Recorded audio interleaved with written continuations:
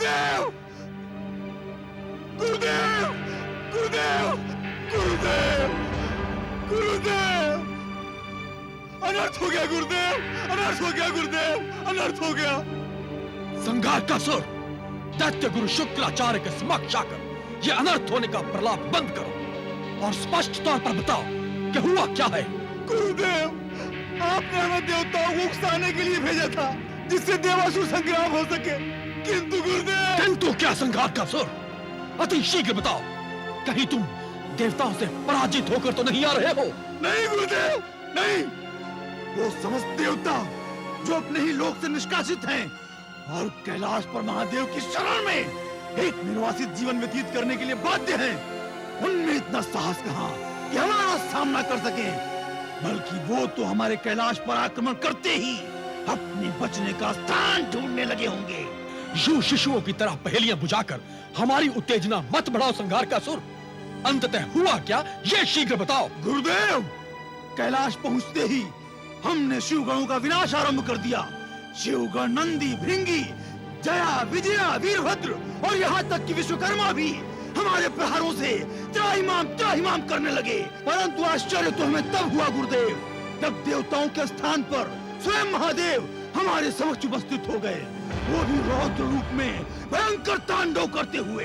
क्या वो त्रिकालदर्शी त्रिपुरारी स्वयं? हाँ गुरुदेव, हाँ। उनके शरीर से ज्वाला ही ज्वाला प्रज्वलित हो रही थी। उनके शरीर के ताप से सब कुछ झुलसने लगा था। हमारी संपूर्ण सेना भस्म हो गई गुरुदेव, और हम बड़ी कठिनाई से अपने प्राण बचाकर भाग आए गुरुदेव, अन्यथा अनर्थ हो जाता। संघार का सुर, अनर्थ अवश्य हुआ है, किंतु हमारे लिए नहीं, अपितु देवताओं के लिए। संघार का सुर, तुमने महादेव को भवन से बाहर निकालकर हमें प्रसन्न कर दिया संघार का सुर। गुरुदेव, हमारा आक्रमण विफल हो गया और आप प्रसन्न हो रहे हैं। ये भी हमारी सफलता के ही चिन्ह है संघार का सुर, सफलता के ही चिन्ह है जो तुमने आक्रमण करके महादेव की शांति को भंग कर दिया और वो भवन से बाहर आने के लिए विवश हो गए। संघार का सुर, ये तो हमारे लिए प्रसन्नता की बात है, उत्सव की बात है। आगे भी हमें ऐसी ही रणनीति से कार्य करना है जिससे हम बार बार महादेव की शांति को भंग कर सकें और वो भवन से बाहर आने के लिए विवश हो जाएं। ये आप क्या कह रहे हैं गुरुदेव?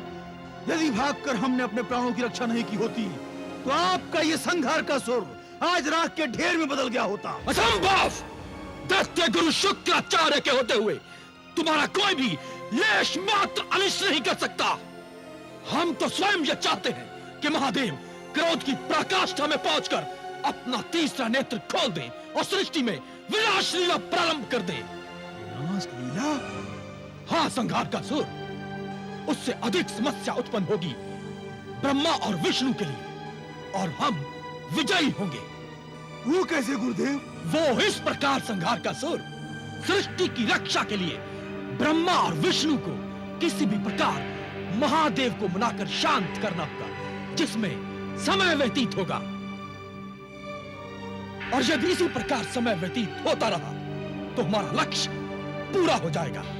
आप धन्य हैं गुरुदेव, आप धन्य हैं। अब ध्यान से सुनो संघार का सुर कि अब तुम्हें किस प्रकार महादेव को पुनः क्रोधित करके भवन से बाहर निकालना है। इस बार हमारा प्रयत्न ऐसा हो कि पार्वती भी भवन से बाहर आने के लिए विवश हो जाए। यदि पार्वती भवन से बाहर आती है तो उन्हें शांत करने के लिए और समय व्यतीत होगा और इसी बीच महादेव और पार्वती के मिलन से उत्पन्न होने वाले शिवांश की घड़ी बीत जाएगी। गुरुदेव, इसका आशय यह हुआ कि अब हमारे एक नहीं दो लक्ष्य हैं। एक तो ये कि गणेश को कैलाश से दूर अन्यत्र भेज दिया जाए और दूसरा शिव और पार्वती को कैलाश भवन से बाहर निकाला जाए।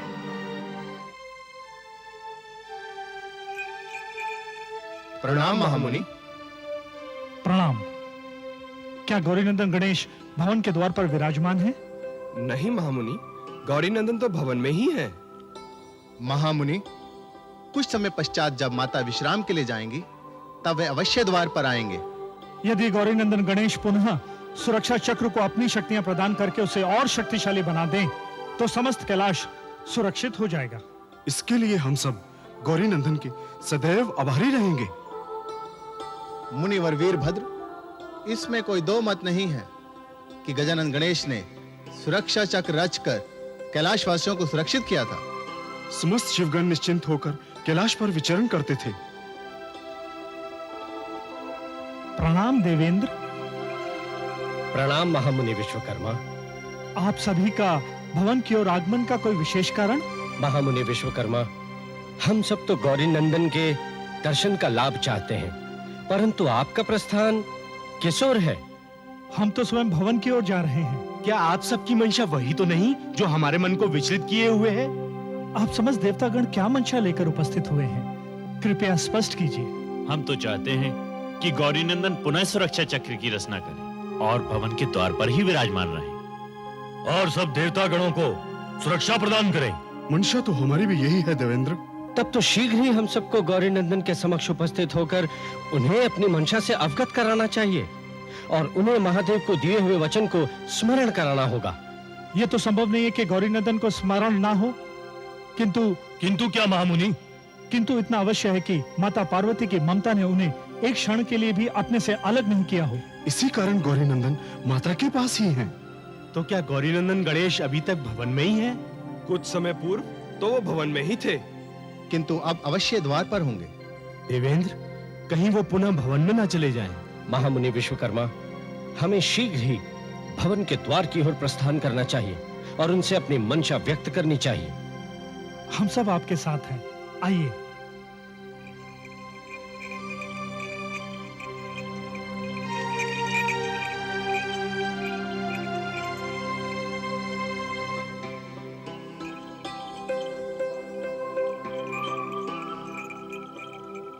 प्रणाम गजानन। प्रणाम। हे वक्रतुंड, आपने समस्त सृष्टि का सर्वनाश होने से बचा लिया। हाँ गजानन, महादेव के तांडव के भीषण परिणाम ने तो हम सभी को आतंकित और अशांत कर दिया था। यही अशांति तो शुक्राचार्य की मंशा है महामुनि विश्वकर्मा। हाँ गजानन, शुक्राचार्य नहीं चाहते हैं कि शिवांश की उत्पत्ति हो जो तारकासुर का वध करेगा, इसलिए वो बार बार महादेव और माता पार्वती के विश्राम को अवरोधित कर देते हैं। यही प्रार्थना लेकर तो हम आपके पास आए हैं गजानन। महादेव का विश्राम अति आवश्यक है गजानन, और यह तभी संभव है जब कैलाश पूर्णतः सुरक्षित हो।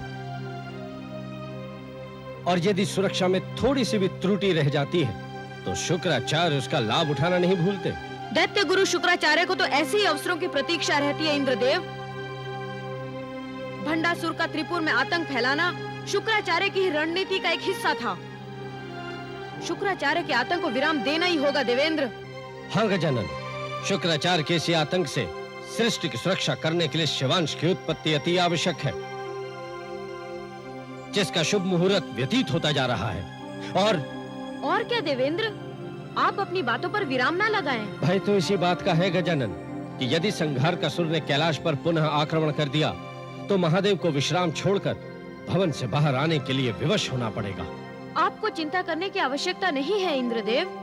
मैं सुरक्षा चक्र को पुनः और अधिक शक्तिशाली बना दूंगा। माता श्री की आज्ञा अनुसार मैं सदैव भवन के द्वार पर ही उपस्थित रहूंगा। आपकी उपस्थिति ही हमारे लिए सुरक्षा कवच होगी गौरी नंदन। कैलाश की सुरक्षा अब हमारा उत्तरदायित्व बन गया है देवेंद्र। कैलाश की सुरक्षा का उत्तरदायित्व गजानन ने ले लिया है। संपूर्ण कैलाश पूर्णतः सुरक्षित हो गया है और कैलाश का संकट टल गया है।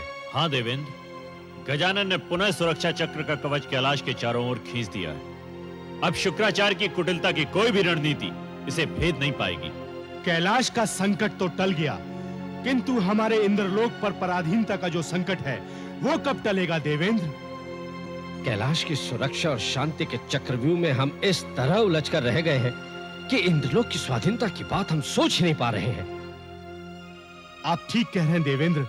हमें शीघ्र चलकर गौरी नंदन से प्रार्थना करनी चाहिए कि वो इंद्रलोक की स्वाधीनता के विषय में कुछ सोचें। अग्निदेव, गजानन की इच्छा हुई तो इंद्रलोक पल भर में पुनः हमारे अधीन होगा। हाँ देवेंद्र, इसमें तो दो मत है ही नहीं। आप सबको ये अच्छी तरह से ज्ञात है कि त्रिपुर सुंदरी देवी ललिता की स्तुति करने पर गजानन त्रिपुर जा पहुंचे और तब भंडासुर को विवश होकर अपने प्राण बचाकर भागना पड़ा। हाँ देवेंद्र, यदि गजानन की इच्छा हुई तो वे इंद्रलोक को भी तारकासुर के प्रकोप से पल भर में स्वाधीन कर देंगे। गजानन की शक्ति पर मुझे तो क्या, किसी को भी संदेह नहीं हो सकता, परंतु अभी वो कैलाश की सुरक्षा और संघारकासुर के बार बार आक्रमण करने से इतने उलझे हुए हैं कि उन्हें इंद्रलोक के विषय पर सोचने का अवसर ही नहीं मिल पा रहा।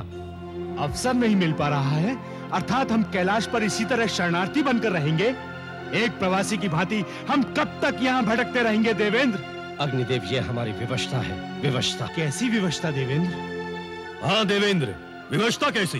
तारकासुर की शक्ति से भला कौन परिचित नहीं है?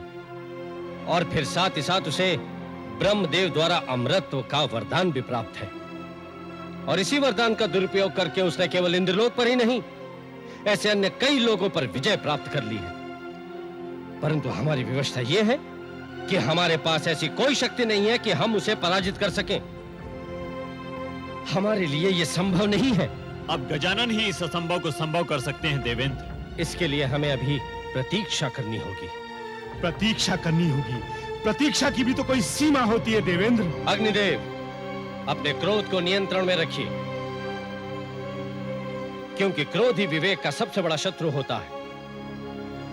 आप सबको अच्छी तरह से ज्ञात है कि अभी इंद्रलोक की पुनः प्राप्ति से अधिक आवश्यक है शिवांश की उत्पत्ति, और शिवांश ही तारकासुर का वध करेगा, और तारकासुर का वध ही असुरों के आतंक का स्थायी हल है।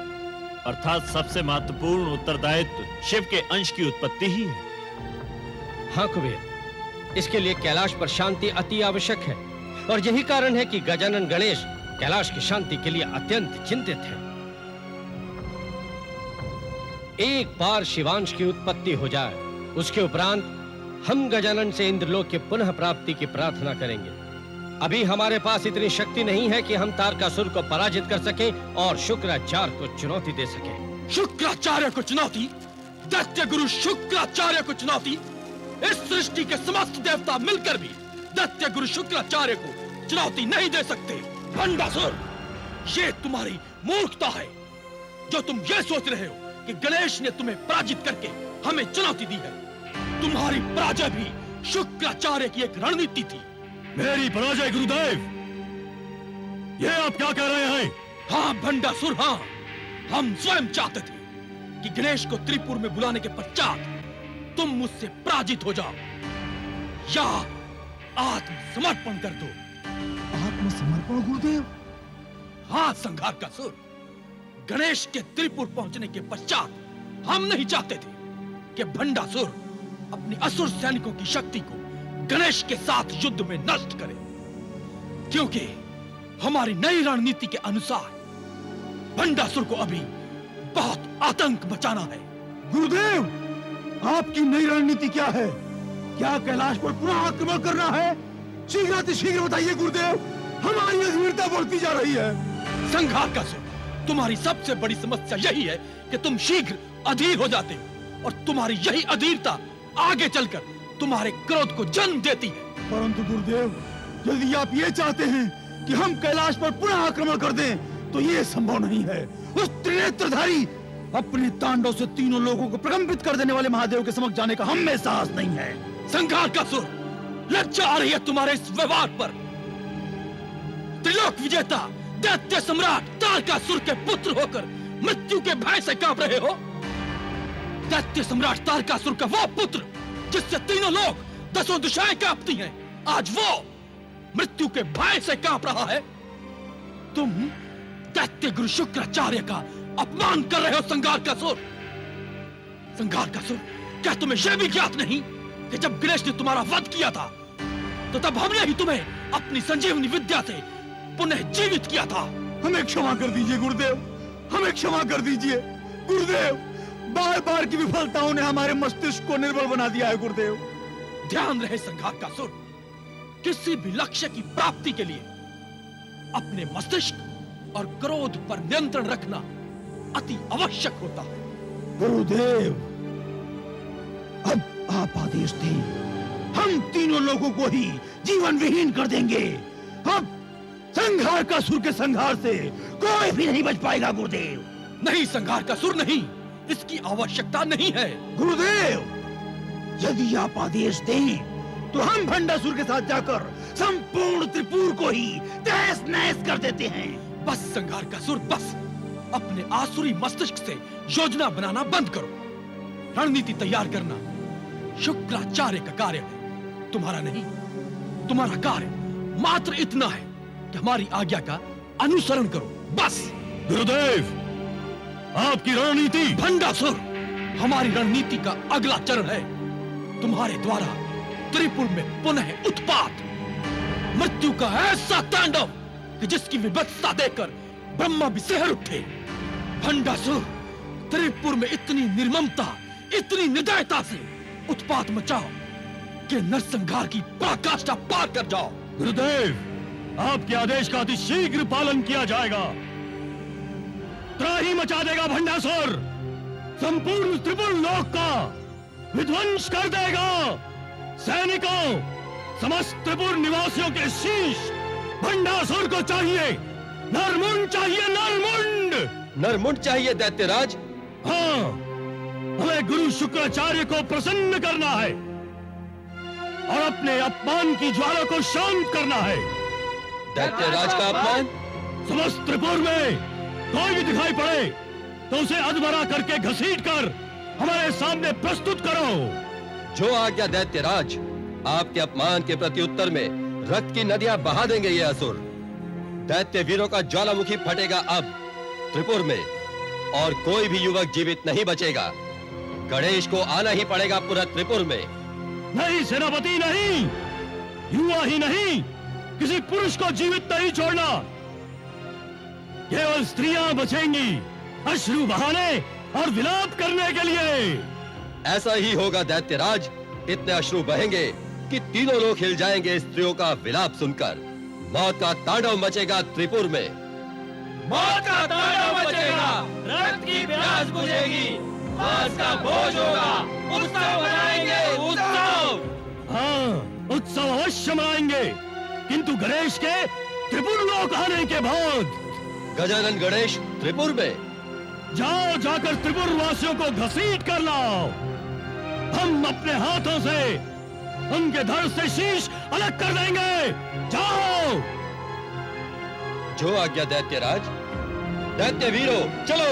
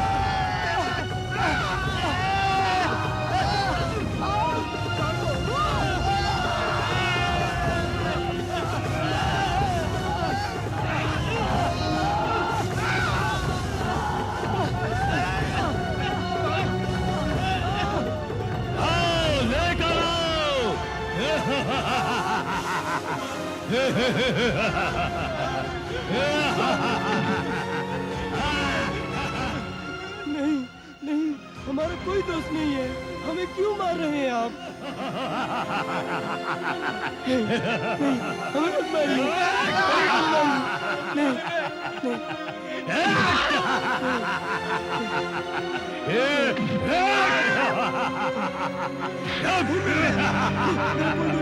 मुझे क्षमा कर दो।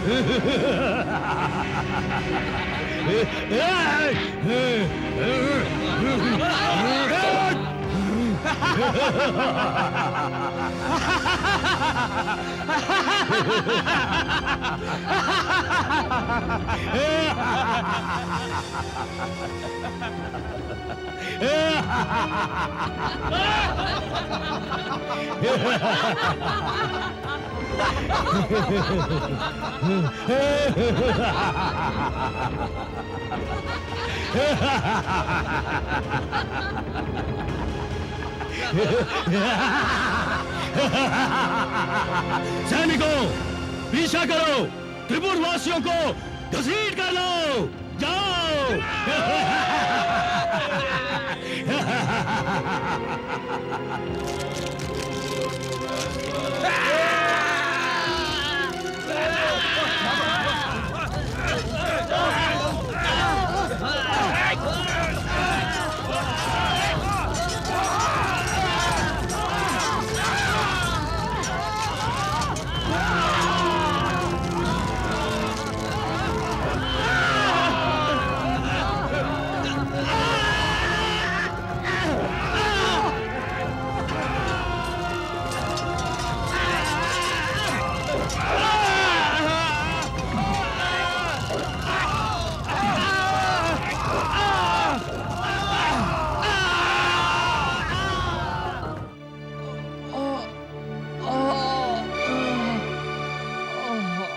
देवेंद्र, किसी के कराहने का करुण स्वर सुनाई दे रहा है। हाँ देवेंद्र, अवश्य कोई विपत्ति में है। असंभव। कैलाश पर गजानन गणेश के होते कोई विपत्ति में हो? असंभव है ये।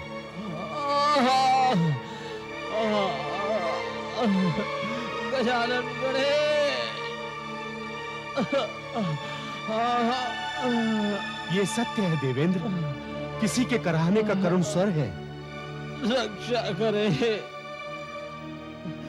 रक्षा करे गौरीनंदन। ये अवश्य ही शुक्राचार्य की कोई नई चाल है, अन्यथा कैलाश पर इस तरह का करुण स्वर संभव ही नहीं हो सकता। चलिए देखते हैं। गजानन गणेश,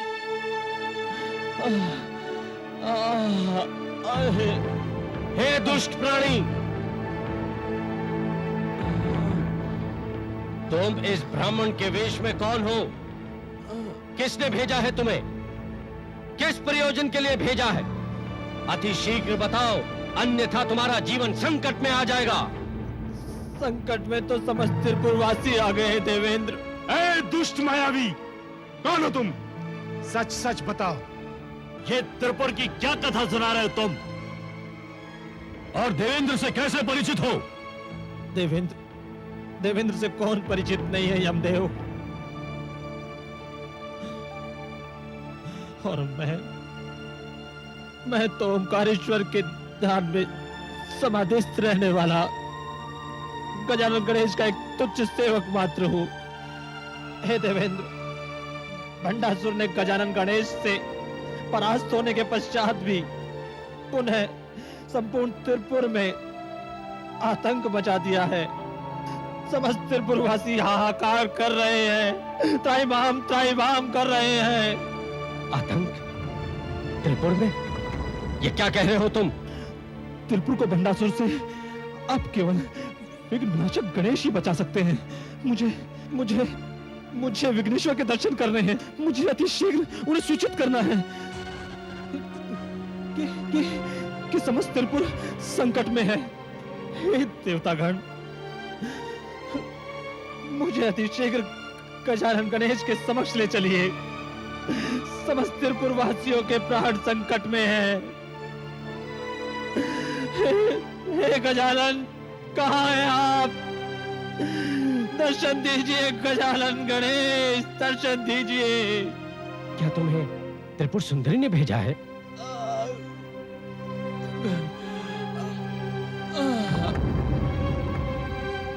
देवेंद्र, ये तो मूर्छित हो गया। अग्निदेव, इसकी अवस्था देखकर तो यही लगता है कि यह अवश्य त्रिपुर से ही आया है। तब तो इन्हें अतिशीघ्र हमें गजानन गणेश के समक्ष लेकर चलना चाहिए। क्या मूर्खतापूर्ण बातें कर रहे हैं कुबेर? आप क्या चाहते हैं कि हम सब स्वयं अपने पैरों पर कुल्हाड़ी मार लें? हम आपका अर्थ नहीं समझे अग्निदेव। अभी अभी हम गजानन गणेश से प्रार्थना करके आ रहे हैं कि कृपया आप कैलाश ना छोड़ें, भवन के द्वार पर विराजमान रहें, ताकि शुक्राचार्य अवसर का लाभ उठाकर कैलाश पर पुनः आक्रमण न कर दे। आप क्या चाहते हैं? हम स्वयं इन्हें ले जाकर गजानन गणेश के समक्ष प्रस्तुत कर दें, जिससे वे इनकी करुण कथा सुनकर कैलाश छोड़कर त्रिपुर चले जाएं? कुबेर, अग्निदेव ठीक कह रहे हैं। तो अब इनका क्या किया जाए देवेंद्र? हम इन्हें पुनः स्वस्थ करके त्रिपुर भेज देंगे। इसकी तुम्हें चिंता करने की कोई आवश्यकता नहीं है। किंतु उस भंडासुर का क्या होगा जो नरसंहार करने पर उतारू है? लाओ लाओ सैनिकों, इसे भी लाओ।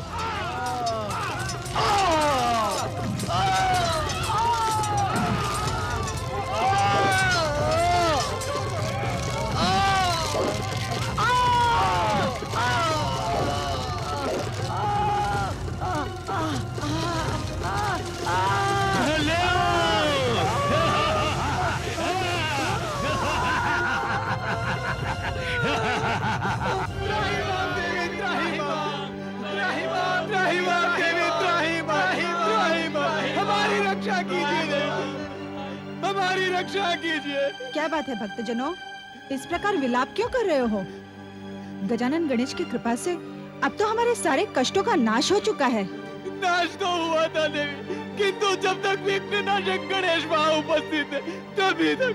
अर्थात विघ्नेश्वर के जाते ही भंडासुर ने और अधिक निर्ममता से त्रिपुर में उत्पात मचा दिया है। पराजित होकर मैं और भी अधिक निर्मम और दुर्दांत हो गया है। असुर और दैत्य त्रिपुर वासियों पर भूखे सिंह के समान टूट पड़े हैं। हमारी रक्षा कीजिए देवी। इसका अर्थ ये हुआ कि उसे पराजित करने के पश्चात जीवित छोड़कर हमने बहुत बड़ी भूल की है। हाँ देवी, अब उससे हमारी रक्षा कीजिए, हमारी रक्षा कीजिए। इस प्रकार जीवन दान देने के उपरांत भी भंडासुर का ये आक्रमण उसकी जीवन लीला समाप्त करने के लिए पर्याप्त कारण है। विघ्नेश्वर गणेश इसके लिए उसे कभी क्षमा नहीं करेंगे। क्षमा करे देवी, ये भेंट स्वीकार करे। कौन हो तुम और ये सब क्या है? देवी, मैं दैत्यराज भंडासुर का सेनापति विशुक्र हूँ। ये भेंट हमारे दैत्यराज ने आपको भेंट स्वरूप भेजी है। वे भी शीघ्र उपस्थित होंगे। भंडासुर, सेनापति विशुक्र, एक असुर होकर तुमने हमारे पवित्र और पावन स्थल में प्रवेश करने का दुस्साहस कैसे किया? क्या तुम्हें अपनी मृत्यु का भय नहीं है? देवी, दूसरों को भयभीत करना हम असुरों का आभूषण है। ये देखिए, हमारे आते ही ये त्रिपुरवासी कैसे भयभीत हो रहे हैं। असुरों, ये प्रलाप बंद करो और शीघ्र यहाँ से चले जाओ, अन्यथा गजानन गणेश के प्रकोप के भाजन बनोगे। प्रलाप तो आप बंद कीजिए उस गणेश का, जिसके कारण आपने संपूर्ण त्रिपुर को संकट में डाल दिया है। ये लीजिए गणेश को बुलाने की भेंट। आपको सोचना चाहिए था देवी, आप उस भारी शक्ति गणेश के बल पर कब तक इन निर्दोष त्रिपुरवासियों की बलि चढ़ाती रहेंगी। वो तो कल था, आज चला गया और रह गया है भंडासुर। आपने गणेश को बुलाकर मूर्खता का परिचय दिया है ललिता देवी। मूर्खता तो तुमने की है भंडासुर, पुनः आक्रमण करके। अब कदापि तुम जीवित नहीं लौट सकोगे। कौन रोकेगा भंडासुर को? जब तक गुरुदेव का आशीर्वाद हमारे साथ है, वो तुच्छ बालक हमारा कोई भी अनिष्ट नहीं कर सकता। भंडासुर, तुमने अभी तक ओमकारेश्वर गणेश को पहचाना ही नहीं है। तुम्हारे जैसे सहस्त्र भंडासुरों के लिए उनका नाम ही पर्याप्त है। तो बुलाइए अपने उस गजानन गणेश को। आज विशुक्र के होते हुए असुरों को कोई छू भी नहीं पाएगा। बुलाइए, अन्यथा इनके शीश इनके धड़ से अलग कर दूंगा। रक्षा कीजिए देवी, रक्षा कीजिए देवी। भंडासुर, पवित्र स्थल पर आकर उसकी मर्यादा को लांघने का दुस्साहस मत करो, अन्यथा तुम्हारी मृत्यु निश्चित है। बुलाइए उस गणेश को, देखते हैं हमारा क्या अनिष्ट कर सकता है। तुम्हारे लिए उन्हें स्वयं आने की आवश्यकता नहीं है भंडासुर, तुम्हारे लिए तो उनकी शक्ति ही पर्याप्त है।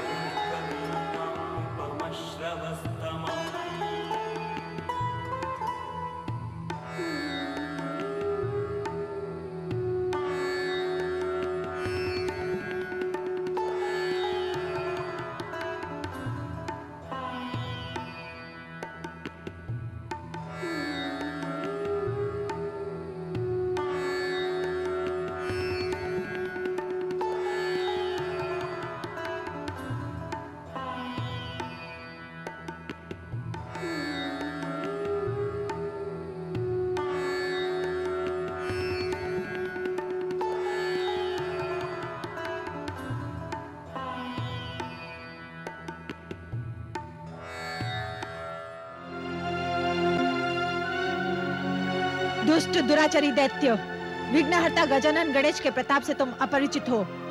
गणेश का आशीर्वाद तुम्हारे सर्वनाश की घोषणा है। सर्वनाश तो अब आपका होने वाला है देवी ललिता।